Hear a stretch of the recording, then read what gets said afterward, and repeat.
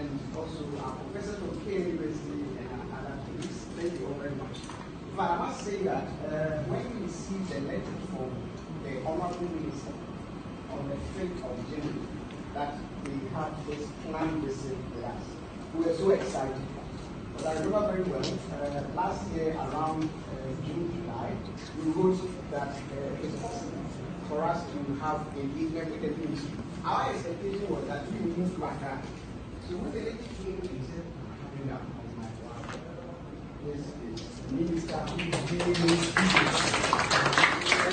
Honorable Minister, we are so much grateful to you for this honor done us, and we appreciate you for this.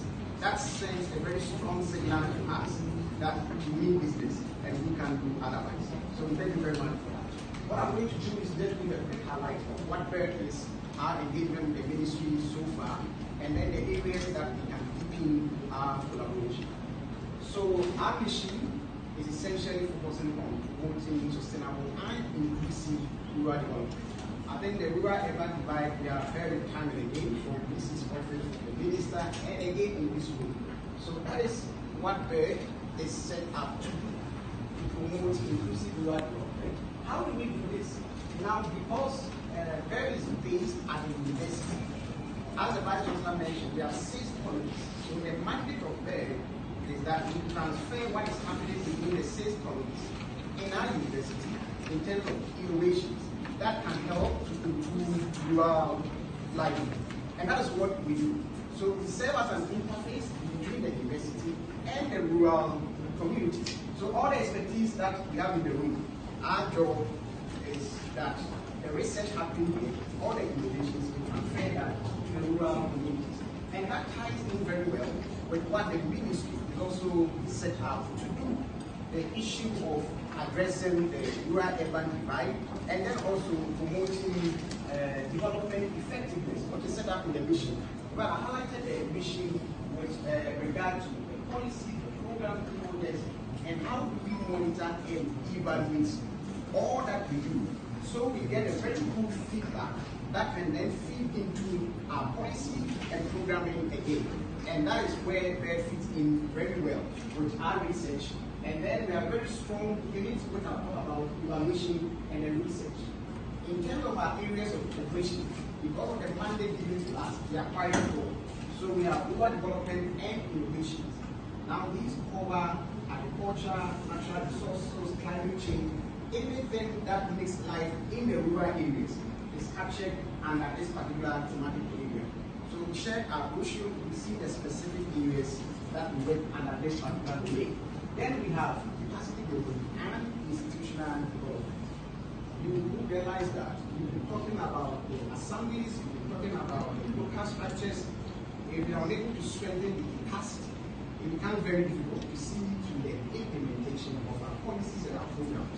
So what BERD will do is that we have a very strong unit that focuses on strengthening capacity at the local level, institutional capacity, both public and private, and we share examples as we move along. Then we have the gender and development dimension. How do we incorporate gender into the work that we do as a ministry focusing on rural development? Then we have the component on private sector.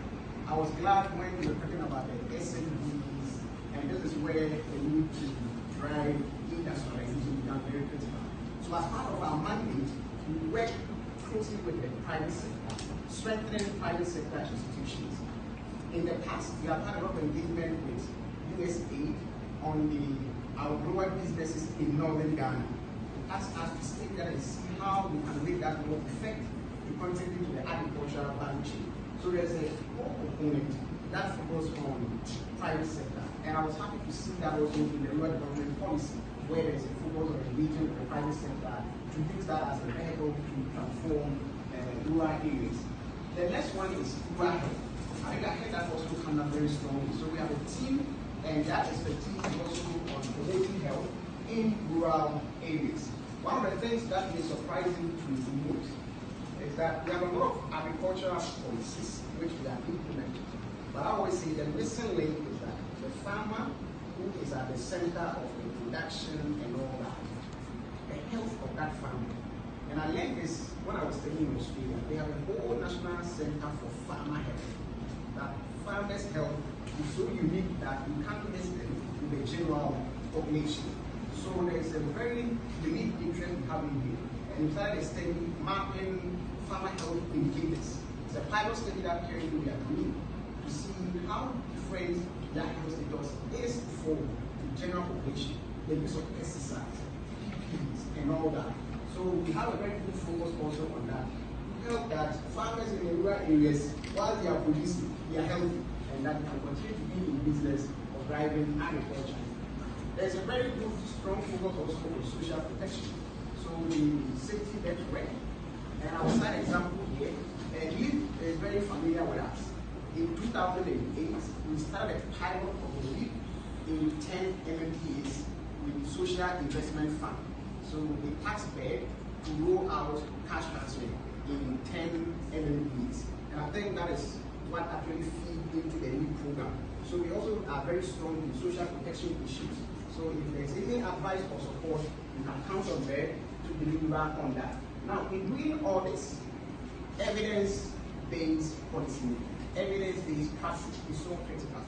And so our researchers are at the forefront of generating knowledge across these domains. We have a very strong focus on program evaluation. But there's a whole unit on program evaluation. And we do a lot of evaluation studies for the ministries, for the donor partners. We have strong expertise in that, as well as data analytics.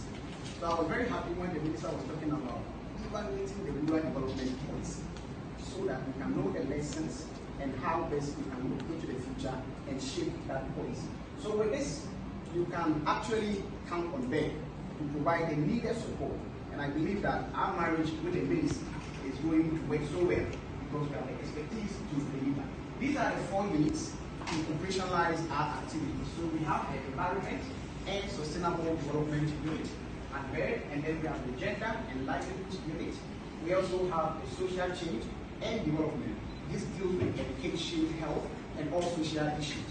And the last one is monitoring, evaluation, and development. And this is where the research component, impact evaluations, performance evaluations, and all other monitoring issues are taken care of at BERD.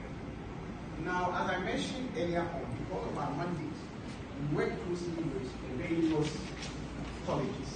So, planning department, we have worked extensively with them. Currently, one of the minister, we have a flagship program we're going to talk about. We call it University Community Engagement. And by next month, in collaboration with the Department of Planning, we have adopted 2 rural districts. And that is what the Vice Chancellor mentioned. Sydney East and Central Ashanti East. We just returned from Sydney East last Friday.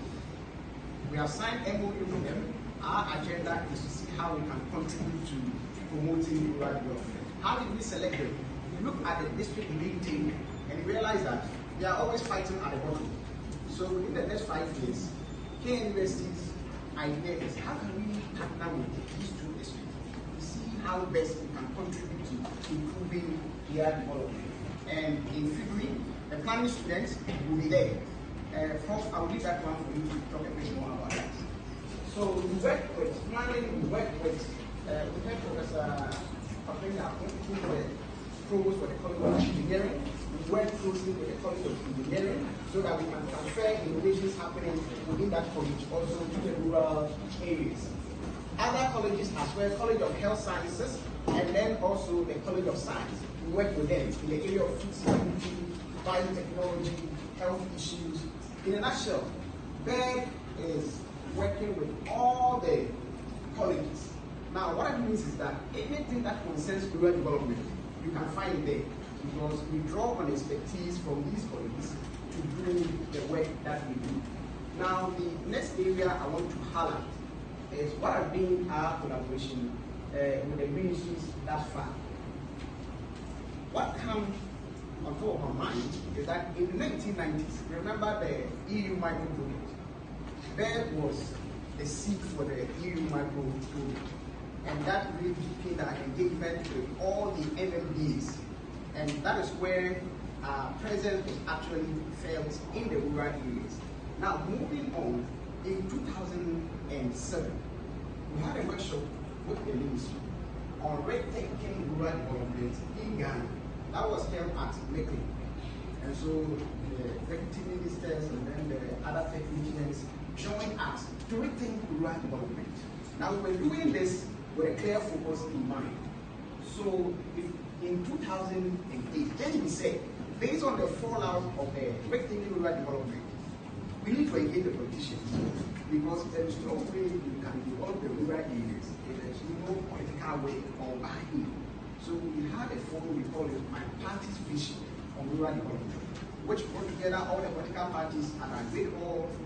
That time, what was the Vice Chancellor, and it was so instrumental in helping us to bring all the parties at the great hall to discuss various parties and their vision. All the documents are there, we have kept them, and we're waiting to see how best we can now re-engage and then see how best we can move this forward. Now, fast forward in 2008 again. Then based on what the party said, then very together with the military said, okay, is it possible to really see rural development and somebody asks with all your party's vision, with all the policies, what is happening there? What indicators will you use to tell us the state of rural development? So again, the ministry together with BED, we met at Anita Hotel, had a workshop, 3 days workshop on developing indicators that can be used by the various ministries. As the presenter mentioned, it is intersectorial. So we all met, shared ideas. Again, the report is there on how best we can have common indicators to report on for rural development. So we did that. And then again in 2009, we signed memorandum of understanding with the ministry so that we can formalize these engagements that we have had with the ministry. The focus of that was that if you look at the name of the ministry, there is Ministry of Local Government, now Decentralization and Rural Development. If you check the documents on the ministry website, there is a directorate for local governance, there's a directorate for decentralization. I'm not sure